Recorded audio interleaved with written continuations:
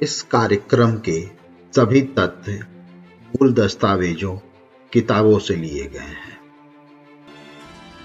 कुलबेली में आपका स्वागत है। आप सुन रहे हैं भारतीय इतिहास, धरोहर और भारतीय संस्कृति से जुड़ा कार्यक्रम अखंड भारत।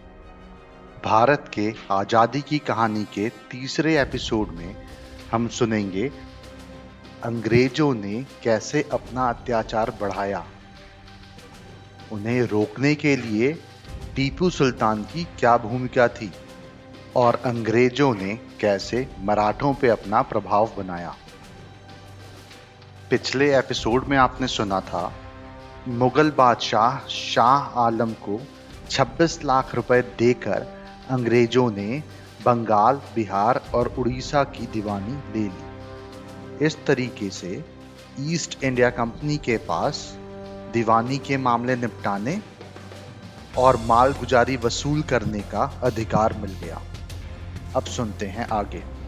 सन 1765 से 1772 तक बंगाल में अंग्रेजों का ये शासन इतना भयानक था कि उसने बंगाल को चूस कर कंकाल बना दिया। सारे बंगाल में तबाही, गरीबी, भुखमरी और अकाल फैल गई। चारों ओर मौत का मंजर नजर आने लगा।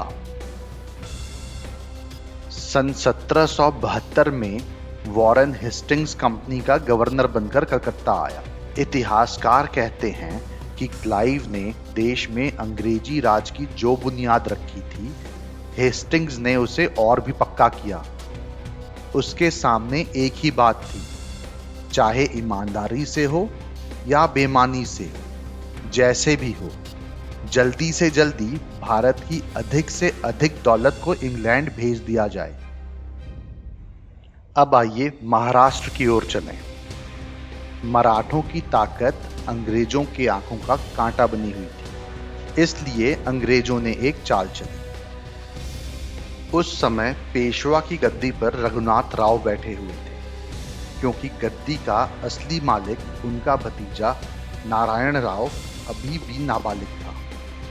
अंग्रेजों ने रघुनाथ राव को युद्ध का झूठा भय दिखाकर अपनी ओर मिला लिया। इस तरह मराठा दरबार में उनका आना जाना शुरू हो गया। किंतु पेशवा के दरबार में उन दिनों एक बहुत दूरदर्शी और चतुर व्यक्ति मौजूद था। वो अंग्रेजों की सारी चालों को समझ रहे थे। उनका नाम था नाना फडणवीस। वो समझ रहे थे कि रघुनाथ राव मराठा साम्राज्य की नींव कमजोर कर रहे हैं। नाना फडणवीस ने रघुनाथ राव को समझाने का बहुत प्रयास किया, लेकिन उन्होंने उनकी बात नहीं मानी। 30 अगस्त 1777 को रघुनाथ राव ने पेशवा नारायण राव की हत्या करवा दी। इस साजिश में अंग्रेजों का पूरा पूरा हाथ था। इस तरह रघुनाथ राव भी अंग्रेजों के चाल में फंस गया और अंग्रेजों की हाथ की कठपुतली बनकर रह गए। नाना फडणवीस ने मराठा राज्य को अंग्रेजों के चंगुल से बचाने का भरसक प्रयास किया। इतिहासकार कहते हैं कि नाना फडणवीस ने कर्नाटक के वीर बहादुर अली से मिलकर जिस तरह अंग्रेजों की चालों को नाकाम करने की कोशिश की थी, उसमें अगर उन्हें सफलता मिल जाती तो उस समय देश में से अंग्रेजी सत्ता का अंत हो गया होता। किंतु उन्हें अपने ही लोगों ने धोखा दे दिया। अब बात करते हैं कर्नाटक के वीरों की। कर्नाटक के दो वीरों की कहानी को भारतीय स्वतंत्रता संग्राम के इतिहास में बड़े सम्मान से लिखा गया है। वो हैं हैदर अली और उनका बेटा टीपू सुल्तान हैदर अली। हैदर अली एक मामूली फकीर का बेटा था। बचपन से ही घुड़सवारी, निशानेबाजी, हथियार चलाना और लड़ाई के तौर तरीके उसने सीख लिए। बड़ा होकर हैदर ने मैसूर की फौज में भर्ती की। हैदर अली की वीरता और साहस ने कुछ ही समय में उन्हें मैसूर का प्रधान सेनापति बना दिया। उस समय रियासत के प्रधानमंत्री एक मराठा सरदार थे, खंडेराव। खंडेराव ने मराठों से चुपचाप मिलकर मैसूर पर हमला करवा दिया। इस युद्ध में हैदर अली ने विजय पाई और खंडेराव के विश्वासघात का सबको पता चल गया। मैसूर के राजा ने प्रसन्न होकर हैदर अली को अपना प्रधानमंत्री बना लिया। अंग्रेजों ने हैदर अली से युद्ध करके कर्नाटक के कई किले जीत लिए और उन्हें खाली करा दिया। हैदर अली के बेटे फतेह अली टीपू की उम्र उस समय 18 वर्ष की थी। तब भी अपने पिता के साथ युद्ध के मैदान में वो मौजूद रहता था। कर्नाटक को अंग्रेजों से खाली कराने और उस पर अधिकार करने के बाद हैदर अली ने टीपू को 5000 सैनिकों के साथ मद्रास की ओर भेजा, जहां अंग्रेजों का जमावड़ा था। टीपू ने मद्रास के किले से 5 मील दूर सेंट थॉमस की पहाड़ी पर कब्जा कर लिया और आसपास के अंग्रेजी इलाकों को अपने अधीन कर लिया। इसके कुछ दिनों बाद ही हैदर अली भी अपनी सेना लेकर मद्रास की ओर बढ़ा।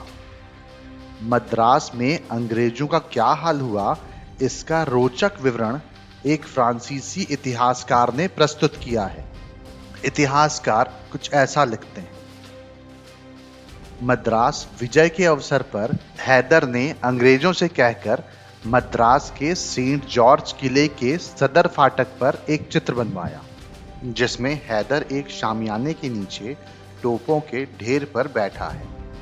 पीछे की ओर सेंट जॉर्ज का किला है, जिसके फर्श पर गवर्नर और उसके अंग्रेज साथी घुटनों के बल बैठे हुए हैं और हैदर की ओर अपना हाथ बढ़ा रहे हैं। अंग्रेज दूत डुप्ले और हौशिया हैदर के सामने जमीन पर घुटने टेके बैठे हैं। डुप्ले के नाक की जगह हाथी की सूंड बनी हुई है। हैदर उसकी सूंड को पकड़े हुए है, जिसमें से अशर्फियां खनाखन गिर रही हैं। तस्वीर में दूसरी ओर अंग्रेज सेनापति जनरल स्मिथ संधि पत्र हाथ में लिए हुए अपने हाथ से अपनी तलवार के 2 टुकड़े कर रहा है। अंग्रेजों के इस हार की खबर जब इंग्लैंड पहुंची तो इसका असर ये हुआ कि इंग्लैंड में ईस्ट इंडिया कंपनी के शेयर की दर गिरकर 40% रह गई। हैदर और टीपू के विजय की खबर पहुंचते ही इंग्लैंड में कंपनी की साख गिरने लगी। इसके बाद हैदर अली ने नाना फडणवीस के साथ मिलकर जिस तरह अंग्रेजों को मात दी थी, उससे अंग्रेज घबरा रहे थे। लेकिन 6 सितंबर 1782 की रात को हैदर अली की अचानक मृत्यु हो गई, जिससे नाना फडणवीस की सारी आशाएं चूर चूर हो गई। अंग्रेजों के लिए हैदर अली की मृत्यु वरदान साबित हुई। हैदर अली के बाद उसका बेटा टीपू सुल्तान कर्नाटक का शासक बना। अंग्रेजों ने उसे चैन से ना बैठने दिया, उसे बदनाम किया, उसके साथ धोखा किया और उसे युद्ध में उलझाए रखा। लेकिन टीपू भी अंग्रेजों के लिए बड़ी दहशत था। अंग्रेज उसके नाम से खौफ खाते थे, किंतु अंत में वो भी अपने लोगों के विश्वासघात का ही शिकार हुआ। अपनी अंतिम सांस तक वो बहुत बहादुरी से लड़ा। टीपू सुल्तान कहा करते थे, 2 दिन शेर की तरह जीना ज्यादा अच्छा है, बजाय 2 वर्ष भेड़ की तरह जीना।